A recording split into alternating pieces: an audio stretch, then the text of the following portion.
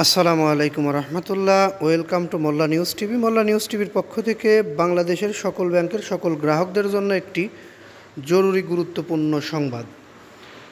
দেশের ইতিহাসে সর্বোচ্চ খেলাপি ঋণ 20 ব্যাংকে রেকর্ড মূলধন ঘাটতি। আসলে নিউজটি আমরা শেয়ার নিউজ থেকে পেয়েছি।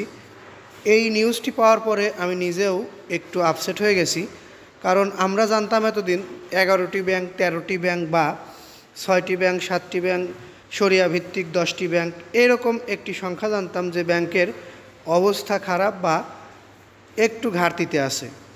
কিন্তু আজকে আমরা এই নিউজটি দেখার পরে জানতে পারলাম দেশের 20টি ব্যাংকের রেকর্ড মূলধন ঘাটতি।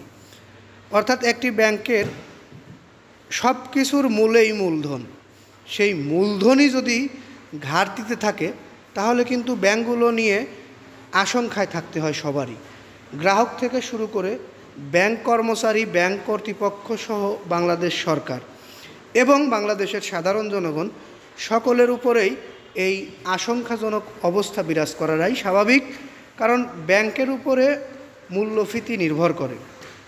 সেই হিসাব করলে আমাদের দেশের 61টি ব্যাংক রয়েছে নিবন্ধিত বা বাংলাদেশ ব্যাংকের আন্ডারে।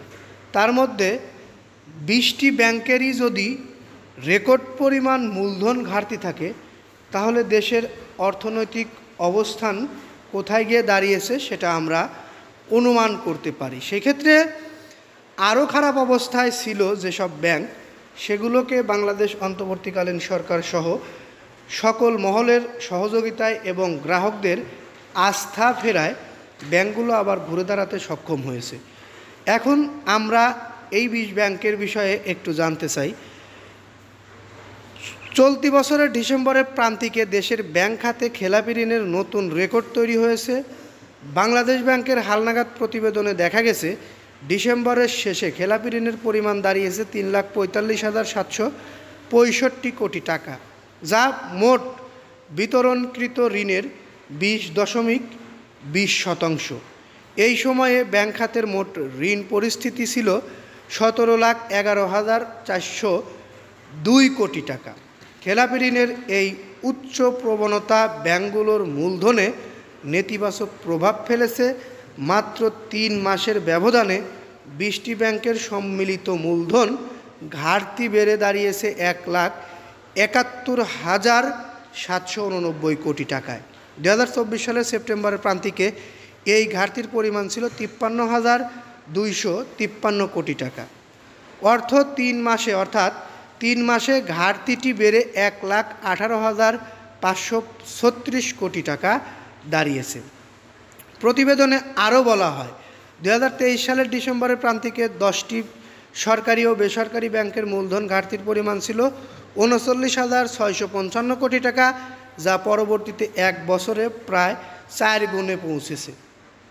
বিষয়টি আমরা যে জানতে পারলাম, এই বিষয়টির মূল খেলাপি ঋণ দেওয়ার সময় ব্যাংক কর্তৃপক্ষ বা ব্যাংক অথবা রাজনৈতিক ব্যক্তিত্ব দেখে তারা ঋণ দিয়েছে।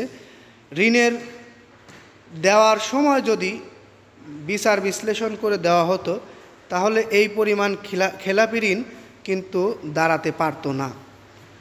পট পরিবর্তন হওয়ার পরে যেটি আসলে সমাধানের চেষ্টা করা হচ্ছে, আশা করি অতি দ্রুতই সমাধান হয়ে যাবে ইনশাল্লাহ। আপনারাও চেষ্টা করবেন, দোয়া করবেন ভালোভাবে যেন বাংলাদেশের ব্যাংক খাতটি ঘুরে দাঁড়াতে পারে। গ্রাহকদের আস্থা ফেরাটা অতীব জরুরি। গ্রাহকরা আস্থা ফিরে যদি ব্যাংকের দিকে মুখ ফিরিয়ে দেয় তাহলে কিন্তু ব্যাংকগুলো ঘুরে দাঁড়াতে বেশি সময় লাগবে না। যাই হোক, আমরা এই নিউজটি আর দীর্ঘায়িত করব না। পরবর্তীতে আমরা আরও কিছু গুরুত্বপূর্ণ তথ্য সংগ্রহ করে আপনাদের মাঝে পৌঁছে দেব এই চ্যানেলের মাধ্যমে। যদি পরবর্তী নিউজটি পেতে ইচ্ছা পোষণ করে থাকেন তাহলে পাশে থাকা সাবস্ক্রাইব বাটনটিতে ক্লিক করে রাখুন, অর্থাৎ চ্যানেলটি সাবস্ক্রাইব করে রাখুন, পরবর্তী নিউজ পেয়ে যাবেন। অবশ্যই ভালো লাগলে লাইক, কমেন্ট, শেয়ার করবেন। বিশেষ করে কোনো মতামত থাকলে কমেন্ট করে যাবেন। এই বলে এখান থেকে বিদায় নিই। আসসালামু আলাইকুম।